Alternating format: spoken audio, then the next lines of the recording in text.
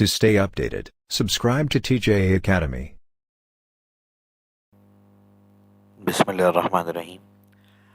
हम अपनी एसपीएसएस की जो प्लेलिस्ट है उसी को एक्सटेंड कर रहे हैं और आज के लेक्चर में हम देखेंगे कि डिफरेंट जो ग्राफ्स हैं, जो डेटा की रिप्रेजेंटेशन की टूल्स हैं, उनको हम कैसे एसपीएसएस में बना सकते हैं और कैसे उसको अट्रैक्टिव कर सकते हैं, क्योंकि एसपीएसएस इटसेल्फ जो ग्राफ प्रोड्यूस करके देता है उसकी कम्बिनेशंस को, कलर कम्बिनेशंस को कैसे चेंज कर सकते हैं, क्या सिर्फ दो ही एक्सिस पे काम हो सकता है, दो से ज़्यादा एक्सिस पे काम हो सकता है या नहीं, वो आज हम देखेंगे थ्रू एसपीएसएस के चार्ट बिल्डर्स पे। देखें, सबसे पहले ये आपके पास कुछ डेटा अवेलेबल है। अच्छा, यहाँ पर एक बात ध्यान में रखें, यहाँ कैटेगरी डिफ़ाइन करनी बहुत ज़रूरी है। अगर आप कोई एक नया वेरिएबल जनरेट करते हैं, फॉर एग्जांपल मैंने कहा XYZ, और मैं इसका कोई भी यहाँ पर डेटा आके एंटर कर दूँ,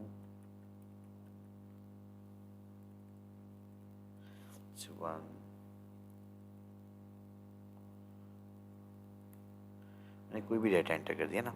अब जैसे मैं ग्राफ पे गया, मैं कहा चार्ट बिल्डर, ये विंडो अगर आप डोंट शो दिस मैसेज कर दें तो ये अगेन आपसे नहीं पूछेगा।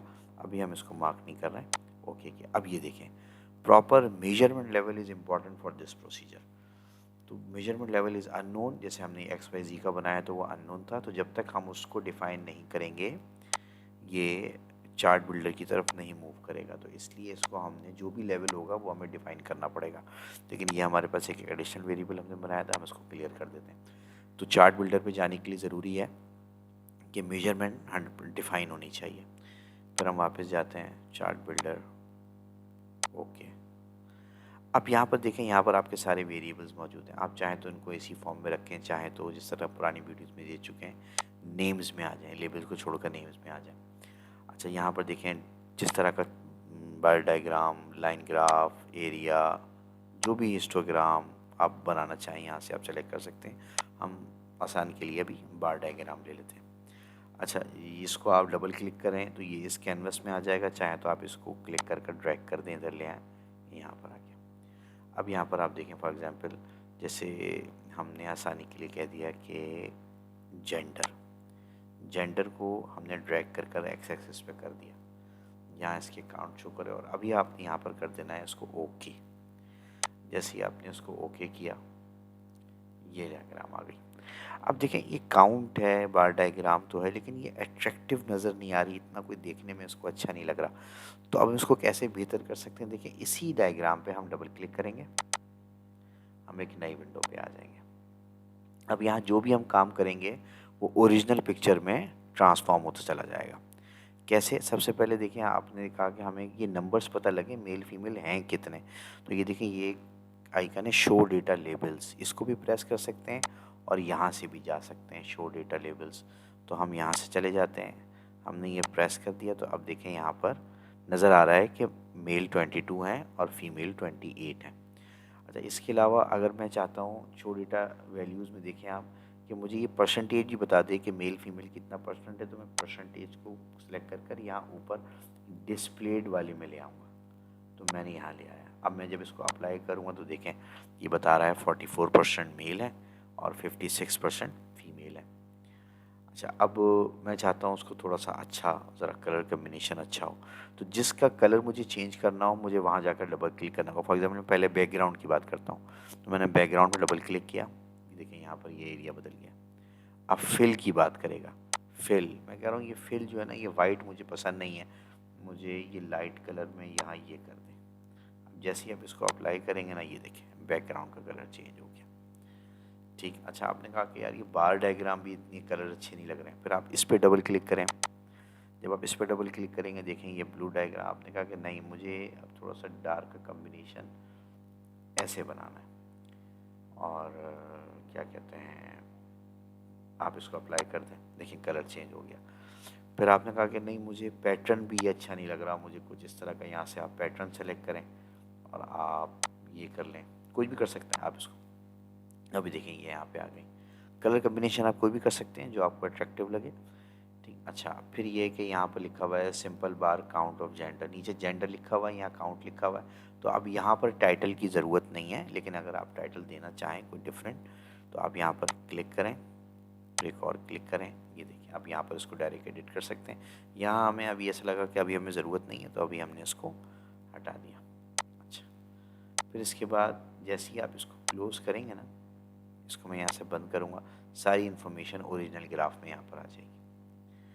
अच्छा, अब आपको ये ग्राफ फॉर एग्जांपल SPSS में तो बन गया, अब आपको ये वर्ड पे चाहिए। फॉर एग्जांपल मैं इसको क्लिक करूँगा और यहाँ देखें बटन एक मौजूद है एक्सपोर्ट का। जब आप इसको एक्सपोर्ट पे करेंगे तो यहाँ आपके पास फाइल मौजूद है, आप कहाँ एक्सपोर्ट करना चाहते हैं। फॉर एग्जांपल हम इसको डायरेक्ट कह देते हैं कि आप इसको ई में ले जाएं, जो भी है। अब यहाँ आपने नाम दीजिए इसको 1 2 3 4, आपने इसको सेव कर लिया, ओके कह दिया। अब अगर हम फोल्डर में आएंगे, ई में आएंगे, तो आप देखें 1 2 3 4 यहाँ मौजूद है। ये देखें ये ग्राफ यहाँ पर आ गया।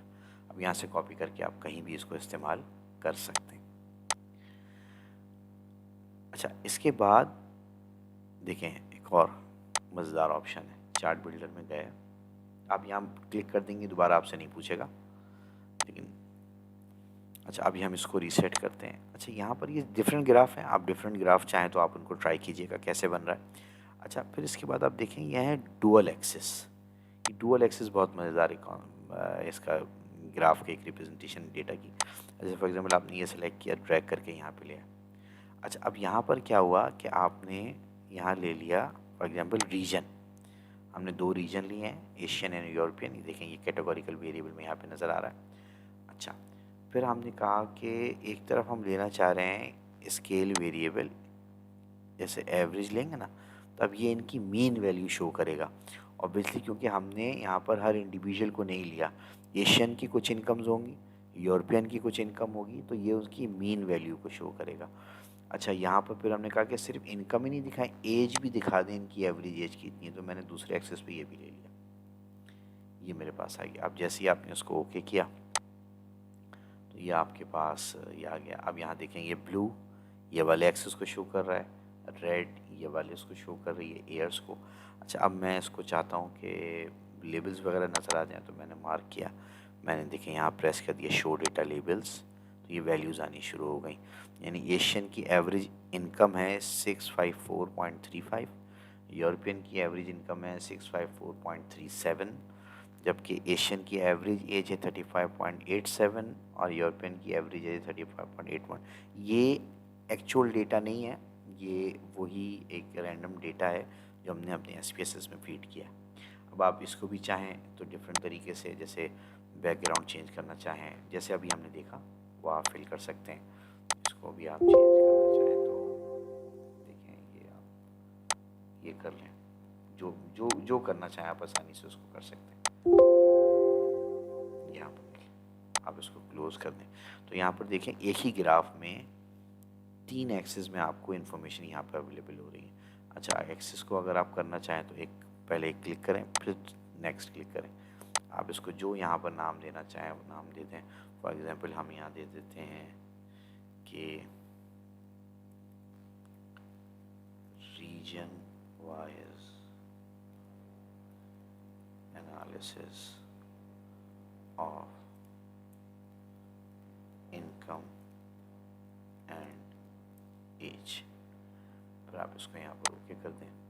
अब जब हम इसको ग्राफ को एंड करेंगे, क्लोज करेंगे, तो देखें बैक एंड पे यही ग्राफ बन गया। और इसको सेलेक्ट कर आप इस बटन से एक्सपोर्ट करना चाहें तो ये आपके पास एक्सपोर्ट भी हो जाएगा। तो इस तरीके से हम चार्ट बिल्डर के थ्रू बहुत ज़्यादा अट्रैक्टिव फॉर्म में अपने डेटा को रिप्रेजेंट कर सकते हैं। तो ये कुछ इन्फॉर्मेशन थी, कुछ ऑप्शन थे जो हमने यहाँ पर किए। इसके अलावा बहुत सारे ऑप्शंस अवेलेबल हैं। आप जाएंगे चार्ट बिल्डर पर, डिफरेंट तरह के ऑप्शंस और डिफरेंट तरह के बार डायग्राम, कुछ स्कैटर प्लॉट, जो कुछ है आप उसको ट्राई करें और फिर उसके बाद कमेंट में ज़रूर बताएं कि वो सारी जो चीज़ें हैं वो आपने प्रैक्टिस की तो वो आपकी बेनिफिशियल नज़र रहीं या नहीं रहीं। वीडियो अगर पसंद आए तो उसको लाइक करें, शेयर करें, हमारे चैनल को सब्सक्राइब करें और बेल आइकन पर ज़रूर क्लिक करें।